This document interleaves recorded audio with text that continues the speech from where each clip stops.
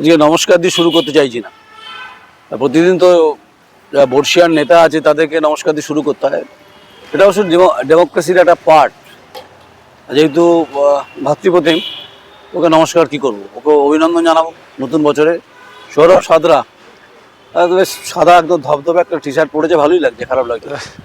তো নবপল্লীর মাঠে আছি, হাওয়া সলসল বইছে, পিঠে পুলির মাস। মন্দিরে গেছিলাম মায়ের কাছে, বললাম মাকে ওর কিছু উন্নতি হোক, রাজনৈতিকভাবে একটা সদিচ্ছার বাতাবরণ তৈরি হোক। তখন মাদারে তৃণমূল কংগ্রেসের এই মেমারি শহরের সহসভাপতি। স্বাগত অভিনন্দন নাকি অভিনন্দন?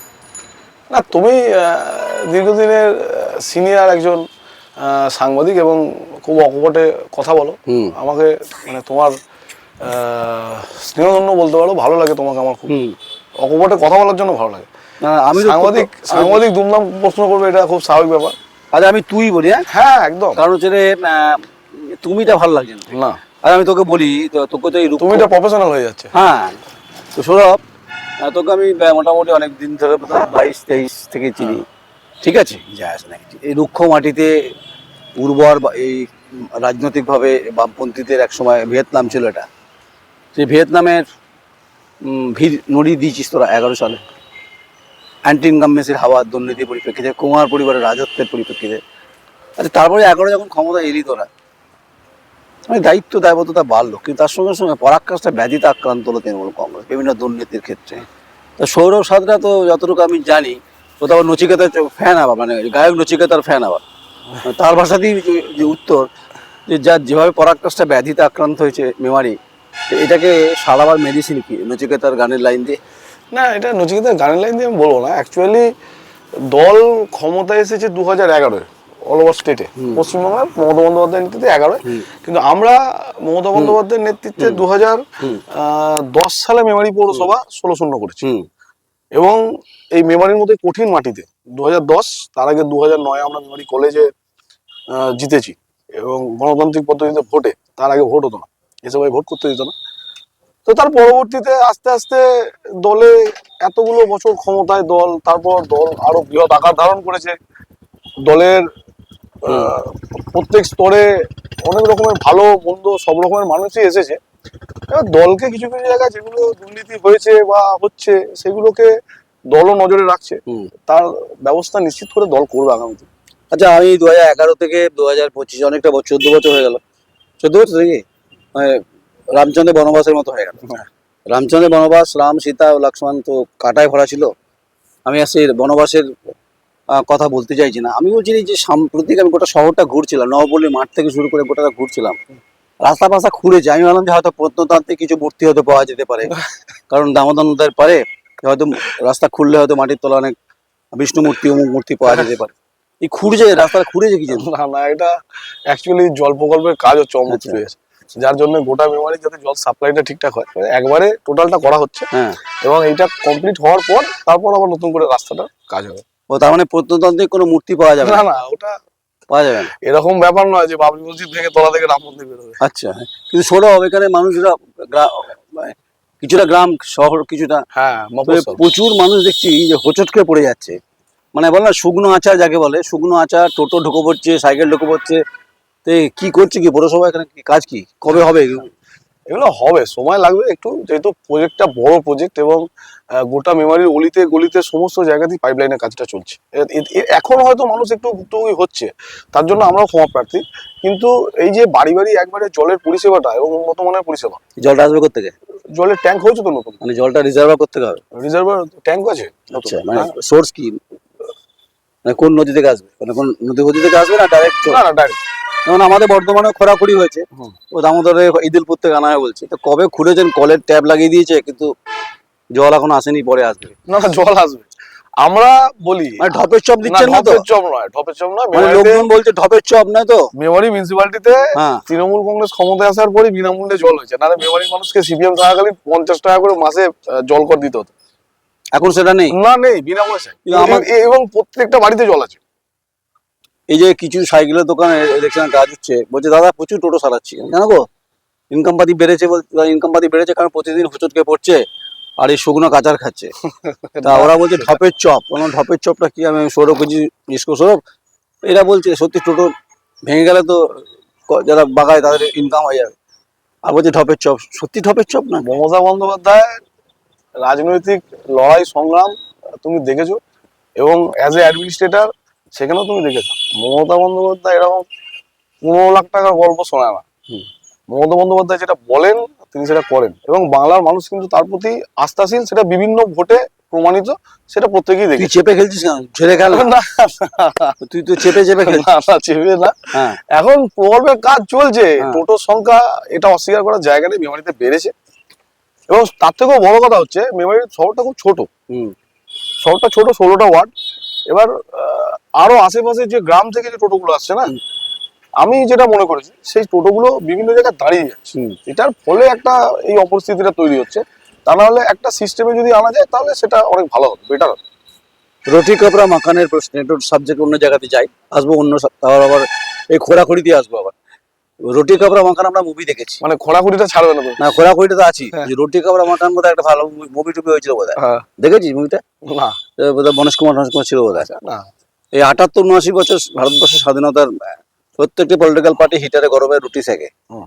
और बोले जब हम जब आएंगे तो हम रोटी कपड़ा मकान दे देंगे, बाधा बाधा में रहते हैं, कुछ नहीं करते, বাংলায় বলি তো করে না। আমার প্রশ্ন যে এই খেটে খাওয়া মেহনতি শ্রমজীবী মানুষ যারা প্রান্তিক স্তরে ভাবে সূর্যের আলোটা অস্পষ্ট, হুম। মেঘ ঢেকে যায়, আর রাতে অমাবস্যা রাত তাদের জীবন ভালো কাটে না। এই যে অর্থনৈতিক যে ক্যাপাসিটি তৈরি হওয়ার কথা মেমারিতে, পার ক্যাপিটা ইনকাম কত, এখানকার মানুষের পিছিয়ে পড়া পিছলে বর্গের মানুষের আয় কত, কর্মসংস্থানের পরিস্থিতি কি, এগুলো তো করতে পারতেন, করেছেন এগুলো? করেছে। মানে কিরকম করেছেন? একবারে অব্যবস্থা 34 সালে বামফ্রন্টের আমলে ছিল। এবার এতগুলো বছর পিছিয়ে পড়া একটা রাজ্যকে সেখান থেকে ইউটার্ন করা, হুম। সেটা তো আলাদিনের আশ্চর্য প্রদীপের দৈত্যটার মানে মতো নয়। চাকরি হয়েছে? না, আমি বলছি হ্যাঁ। সেটা তো আলাদিনের আশ্চর্য প্রদীপের দৈত্যটার মতো না যে হুম। আসবো তুড়ি মেরে ম্যাজিক হয়ে বেরিয়ে চলে যাবে। হুম। সেটা তো না, সেটার জন্য টাইম লাগছে।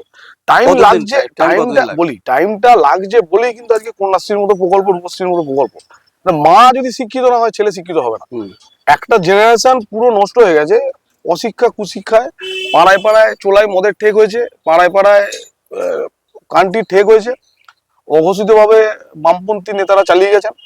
সেইগুলোকে আজকের দিনে এই এই না যে না না পরিবেশ, না না, আজকের যে পরিবেশ। দাদা তুই ঠিক বলছিস, বামপন্থীরা কান্ট্রি ঠেক বানিয়েছে আর বা চুল্লু ঠেক বানিয়েছে। হ্যাঁ।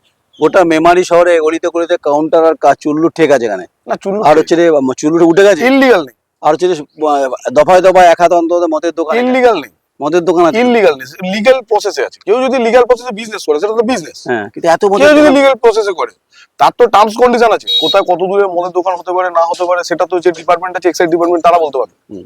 কিন্তু আমি বলছি ইললিগালি পাড়ায় পাড়ায় ঠেকটা নেই, সেটা এটা বন্ধ হয়ে গেছে। হ্যাঁ, এবং এর ফলে একটা জেনারেশন কিন্তু শেষ। হুম।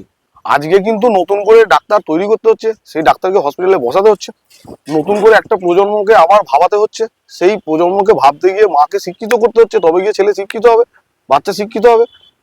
একটা জায়গা আস্তে আস্তে সময় লাগে। আমি তো বলছি না যে আলাদিনের আশ্চর্য না, মানে প্রদীপ কন্যাশ্রী, বন্দ্যোপাধ্যায় নিয়ে বসে আছে। যুবশ্রী, আরো সুরশ্রী কি সব আছে, এত শ্রী কোথা থেকে এত আমি এত শ্রী আমি কোথা থেকে পাওয়া আমি গেছে? আমি বলছি যে আগে যে বাল্য বিবাহ, ছোটবেলায় যে মেয়েগুলো হ্যাঁ। পালিয়ে গেছে, এখন সে- তার তার আগেও ছিল পার্সেন্টেজ এটা। কমেছে, হুম, অনেক কমেছে। হ্যাঁ। আজকে 18 বছরের নিচে বিয়ে চট করে কেউ করছে না, হুম। যাও টুকটাক করছে, প্রশাসন কিন্তু ব্যবস্থা নিয়ে নিচ্ছে। হুম। সেটা খুব সামান্য। হুম। এবং তার সংখ্যাটা তুমি আজকে থেকে 12 বছর 15 বছর আগে যাও কত ছিল, হুম। সেটা আজকে কমেছে। হুম। তার ইন্টারেস্ট তো বাড়াচ্ছে, হুম। গভর্নমেন্ট তো চেষ্টা করছে। না তুই আমাকে গোলাস না, আমাকে গুলি না, তোমায় আমি গোলাইনি। তোকে, তুই পকাল মাছ, তোমাকে গোলানোর ক্ষমতা আমার নেই। পকাল মাছ গোলাচ্ছিস, তুই আমাকে বোঝা। কৃষিভিত্তিক মাঝারি শিল্প ইন্ডাস্ট্রি, প্রান্তিক স্তরের মানুষ, শ্রমজীবী। তুমি কোন রাস্তা দিয়ে এলে? হ্যাঁ, আমি মেন রাস্তা দিয়ে এসেছি, তুমি মানে যেটা শেরশাহ আমলে তৈরি হয়েছে। হ্যাঁ, শেষ আমার বলেছে। হ্যাঁ। তুমি নিশ্চিত করে জামালপুর থেকে এই জোগ্রাম এই রাস্তাটা গেছো?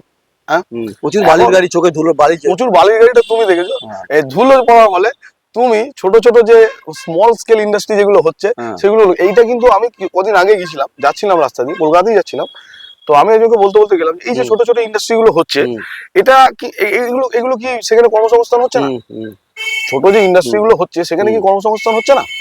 আজকে কার্নিভাল হচ্ছে, কেউ বিরোধীরা ঠাট্টা করছে যে মমতা বন্দ্যোপাধ্যায় এত টাকা অনুদান দিচ্ছে, অত টাকা। আচ্ছা বলো তো, অল ওভার টোটাল টাইপ এই যে সারা দুর্গাপুজো জুড়ে কত টাকার বিজনেস হচ্ছে?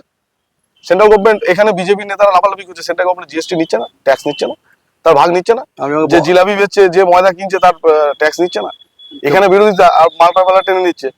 মানে কিসে সিরিঞ্জে টানছে নাকি? সেরকমই তো টানা। তাহলে একটা কথা বলতো, রাজ্যের আমি বলি রাজ্যের এত মানুষের তুই তো অন্য জায়গায় চলে যাচ্ছিস, 100 দিনের কাজের টাকা সেটাকে আটকে রেখে দিচ্ছে, রাজ্য টাকা পাচ্ছে না, আর তুমি সিরিঞ্জি দিয়ে মালটা এনে যাচ্ছ। তো তাই তো হচ্ছে। জগন্নাথ ধাম বানালি, হ্যাঁ, ওই দুর্গাঙ্গন হবে, মহাকাল হবে, এদিকে বাবরি মসজিদ লাপাচ্ছে হুমায়ুন কবির। যে ধর্মের বায়নারি পশ্চিমবঙ্গে ছিল না, এটা হলো কেন? তার উত্তর তুই বলে মমতা ব্যানার্জি দেবে, আমি তোমার না না, কেন মমতা ব্যানার্জি দেবে? মমতা ব্যানার্জি যদি সব উত্তর দেবে, সব করবে, তাহলে আমরা যারা করছি আমরা কি? পশ্চিমবঙ্গে যে বহুত্ববাদ, বহুত্ববাদে সবাই থাকবে, এত মন্দির এত মসজিদ হঠাৎ শুরু হয়ে গেল। এই যে দুর্গাঙ্গন, আমি বিরোধী, কোনো রিলিজিয়াসকে আমি করতে পারি না।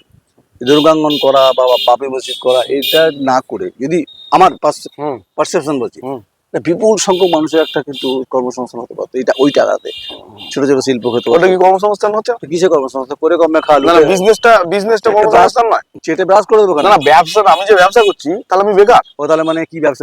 মানে তুমি প্রফেশনে আছো, সাংবাদিক, এজ এ সাংবাদিক, তোমার এটা কর্মসংস্থান নয়, কর্মসংস্থান জায়গা নয়, এটা তো অবশ্যই আমার পেশা। হ্যাঁ, অবশ্যই কর্মসংস্থান। তাহলে তো যে ব্যবসা করতে তাহলে তো পেশা না। ব্যাপারটা হচ্ছে মন্দির মসজিদটা হোক, কিন্তু মানে হওয়াটা ঠিক আছে, আমি কোনো ধর্মকে ছোট করছি না। রাম মন্দিরের প্রতিষ্ঠার পরে বাবরি মসজিদের অবস্থান সুপ্রিম কোর্ট পরিষ্কার করে দিয়েছে।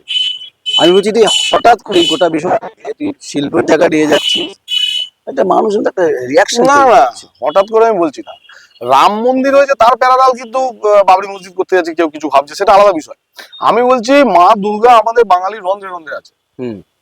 আমরা রামের পুজো দেখে তো বড় হয়নি, কিন্তু মা দুর্গার পুজো আমার বাড়ির পাশে হয়েছে। না, আমি অঞ্জলি দিতে গেছি, মা দুর্গাকে দেখেছি, অসুর করে দেখেছি। হ্যাঁ হ্যাঁ, মা দুর্গা থাকবে, অসুর থাকবে না?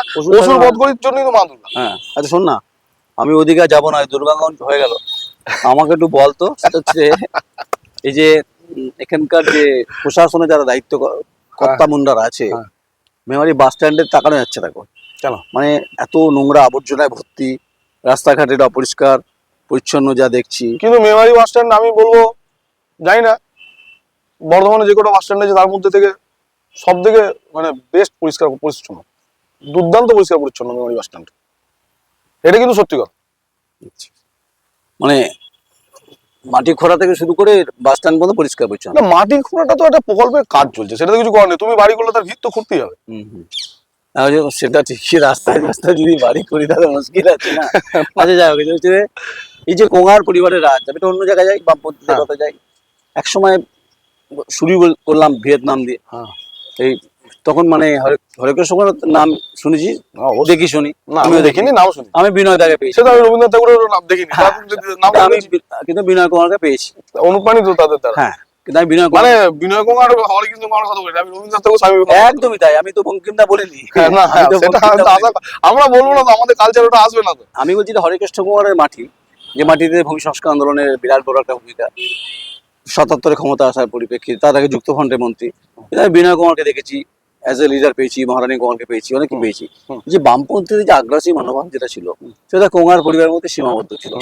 এখানে আপনাদের মধ্যে কোন কোন পরিবার, মানে কোন কোন বিষয় আছে যারা মোটামুটি কার্যত একটা কোঙার পরিবার? এখানে মানে অলিখিত অনেক কোঙার আছে এখানে। না, সিপিএম আমলে পরিবারতান্ত্রিক মেমারি শহর ছিল। যদি তৃণমূল কংগ্রেস আমলে পরিবারতান্ত্রিক থাকতো, তাহলে সৌরভ সাঁতরা যেখানে বসে থাকতো না। সৌরভ ব্যর্থতা আছে, সৌরভ সাঁতরা না না, সৌরভ সাঁতরা যে মানে চুপচাপ গুটিয়ে আছে তাই না, না গুটিয়ে কেন? সৌরভ সাঁতরা যে শহরের সহসভাপতি পোস্ট, দলকে আপনাকে সম্মান করতে হবে, দলকে সম্মান করে। আমি বলছি পাড়ায় পাড়ায় কোঙার আছে, পাড়ায় পাড়ায় স্যাঙাত বাহিনী আছে, পাড়ায় পাড়ায় উন্নয়ন দাঁড়িয়ে আছে, টর্চ নিয়ে দাঁড়িয়ে আছে। আপনি বলছেন যে ওখানে উন্নয়ন হয়েছে বলছেন, তো এতক্ষণ বালির গাড়ি ঝাপটা খাচ্ছে, বাসন্তী আসছে বলছে। ভবিষ্যৎ কি মেমারি, ভবিষ্যৎ কি?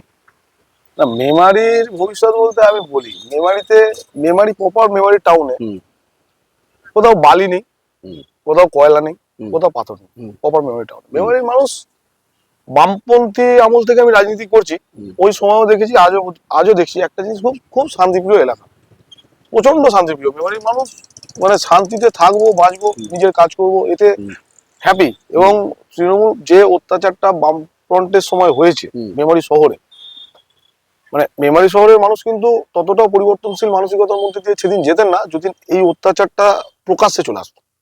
এই যে তৃণমূল কংগ্রেস কর্মীদের উপর অত্যাচার মারধর করা, এর ফলে কিন্তু 2011 পর্যন্ত মেমারি মানুষ সময় দেয়নি সিপিএম, 2010-এ ধুয়ে দিয়েছে এবং হোয়াইট হাউস হয়ে গেছে। তুমি মানে 16-0, যেটা 15-1-2005-এর নির্বাচনে সিপিএম 15টা পেল, তৃণমূল কংগ্রেস একটা পেল, সেখান থেকে পুরো 16-0 এবং সিপিএম 0। এবার সে 0ই তো সিপিএম। এবার কি হবে 26-এ? 26-এ 16-0 কোথায়? 26-এ, মানে পুরো 27-এ, 16-এ, 26-এ আমাদের 26-এ বিধানসভা আরামসে 16-0। আরামসে 16-0।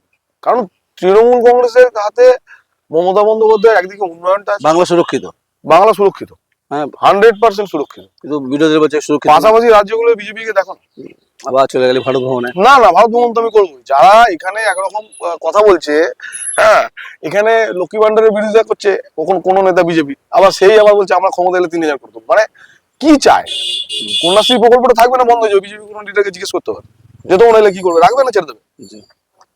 এইবার এইবার তুমি যেটা প্রশ্ন করলে যে কোঙার পরিবার বা সিপিএম এর সময়, সেখান থেকে কথাটা ঘুরে গেল। তো আমি বলছি ওই কোঙার পরিবারের নামগুলো এলাকায় এলাকায় কোঙার আছে, হুম, এ কোঙার ও কোঙার, হ্যাঁ। উপলক্ষ বলছি। হ্যাঁ, ও কোঙার মানে যদি ঘুরিয়ে একটু সোজা করে বলি, পাড়ায় পাড়ায় অভিষেক বন্দ্যোপাধ্যায় আছে। আর পাড়ায় পাড়ায় মমতা বন্দ্যোপাধ্যায়। পাড়ায় পাড়ায় অভিষেক বন্দ্যোপাধ্যায়ের মতো লিডার থাকা উচিত তো। না, না, না, এরকম যে সেবাশ্রয়ের মতো একটা আজকে আইকন হয়ে গেছে তো, এটা হ্যাঁ। আইকনিক হয়ে গেছে তো। উঠি তো করছে সেবাশ্রয়, এখানে বলছি যে পাড়ায় পাড়ায় অভিষেক মানে তো অভিষেক বন্দ্যোপাধ্যায়ের মতো লিডার থাকার দরকার তো, ইন্সপিরেশন তো। কারণ একটা লিডার, সর্বভারতীয় স্তরের একটা লিডার, সে এত কিছুর পরে, এত কর্মযোগ্য করার পরেও দিনের শেষে সে যে ফিট, অ্যাপ্রিসিয়েট সে যে একদম, কিন্তু আমি করতে বলছি হবে যে তো। আমি বলছি বিভিন্ন ওয়ার্ডে ওয়ার্ডে এক একটা অভিষেক আছে, তারা সেবাশ্রয় আমি করছে তো না। চাই বুথে বুথে হোক, তারা অভিষেক বন্দ্যোপাধ্যায়। সেবাশ্রয় করছে, তারা অন্য সেবাশ্রয় করছে। জানেন আপনি খবর রাখেন? অন্য সেবাশ্রয় করছে মানে কিরকম? মানে বিভিন্ন ধরনের টানাটানি কেস আছে। এটা এটা সেদিন আমি যে কথা আমি আমি বললাম না যে দল সব নজর রাখছে আচ্ছা। এবং তার ব্যবস্থা আস্তে আস্তে হয়েওছে। অনেক ছাঁকনি হয়েছে, ফিল্টার হয়েছে, আরো ফিল্টার হবে। দল বড় হয়েছে এবং সেখানে ভালো মন্দ সব রকমের মানুষই এসে গেছে। আমি বলবো না যে তৃণমূল কংগ্রেসে একদম সব ভালোই লোক আছে, এখানে কেউ খারাপ নেই, এটা আমি বলবো না। আছে, সেইগুলোকে দলের যারা নেতৃত্ব আছে তারাও দেখছে, আমরাও দেখছি, সেগুলোর ব্যবস্থা নিশ্চিত করে হবে। আমার শেষ প্রশ্ন, 26-এ নির্বাচন, পশ্চিমবঙ্গ বিধানসভা নির্বাচনকে আমি মহাভারতের যুদ্ধের সঙ্গে তুলনা করছি। যদিও মহাভারতের যুদ্ধ কৌরব পাণ্ডব নিয়ে হয়েছিল, তো মহাভারতের যুদ্ধ কথা হবে না তো। না ওই যে সৌরভ সাঁতরাকে পাওয়া যাবে মানে একদম ফুল ফর্মে? আমি একদম ফুল ফর্মে আছি, ফুল ফর্মে একদম। আমার কাছে মমতা বন্দ্যোপাধ্যায় আমার নেত্রী, অভিষেক বন্দ্যোপাধ্যায়ের নির্দেশ, এটাই শেষ কথা। বেশ, আমি প্রত্যেকটি রাজনৈতিক দলকে সমর্থন করি, মানে সমর্থন মানে কি? পেশাগত ভাবে হ্যাঁ, যেটা করণীয় মানে সেটা তো করতেই হবে। সমর্থন শুনলো কেউ গাল দেওয়া, মানে আমি এটাও তো ভালো, সব দলকেই সমর্থন করে, হ্যাঁ মানে কেউ তোমাকে ইট ছুড়বে না। ইডিওলজিতে বিশ্বাস করি, বহুত্ববাদকে বিশ্বাস করি, বাম ডান সবাই, আমার দরজা খোলা আছে, ওপেন উইন্ডো, এক জানালার নীতি, যে আসবে তার সঙ্গে কথা। না, আমিও রাজনৈতিক যারা কর্মী, আমি ব্যক্তিগতভাবে প্রত্যেক রাজনৈতিক দলের কর্মীকে সমর্থন করি, মানে কর্মীকে আমি শ্রদ্ধা করি, কর্মীকে। তার নীতি আমার কাছে গ্রহণযোগ্য না হতে পারে, তার আদর্শ, তার কাজ আমার কাছে গ্রহণযোগ্য না হতে পারে, কিন্তু যে কোনো রাজনৈতিক দলের কর্মী কিন্তু সেই দলের সম্পদ। বেশ, পতাকা ধরার লোক না থাকলে সেই দলটা থাকবে। যা 2026-এ যে কথা হলো সৌরভের সঙ্গে, সৌরভ সাঁতরা, এখন রাজনৈতিক ঘূর্ণাবর্ত বিভিন্ন সময় হয় এখানে, আকাশ বাতাস কার্য দেখা গুলিয়ে ফেললো কে? তো আমি ঘুরাইনি, আমি শেষই করে দিই। এই যে খোরাখুরি হয়েছে, এখানে প্রত্নতান্ত্রিক কোনো মূর্তি পাওয়া যাবে না, এখানে বলছে অমৃত প্রকল্প হবে, আমিও দেখবো কবে হবে, না হলে ধরবো এখানে আমি। একদম, যারা প্রশাসনের কর্তব্য মুন্ড আছে আর ধরবো, আর অধিকারের প্রশ্নে, লড়াইয়ের প্রশ্নে এখানে কি শাসক দল কি করেছে এটাও ধরবো আমি। ভাই ধরবার অধিকার আমার আছে, আর আমি কোনো দলের সমর্থক নই। হ্যাঁ, আমি হচ্ছে যে মানুষের দাস, দলদাস নই, কৃতদাস নই, বহুত্ববাদী বিশ্বাস করি না, সাংবাদিকতা করি, মানুষের কথা বলি। সবাই কমেন্টস করবেন, আমাকে অন্তত তির্যক মন্তব্য গালাগালি করবেন না, আর সৌরভকে করবেন না, আপনাদের বেমারির ছেলে।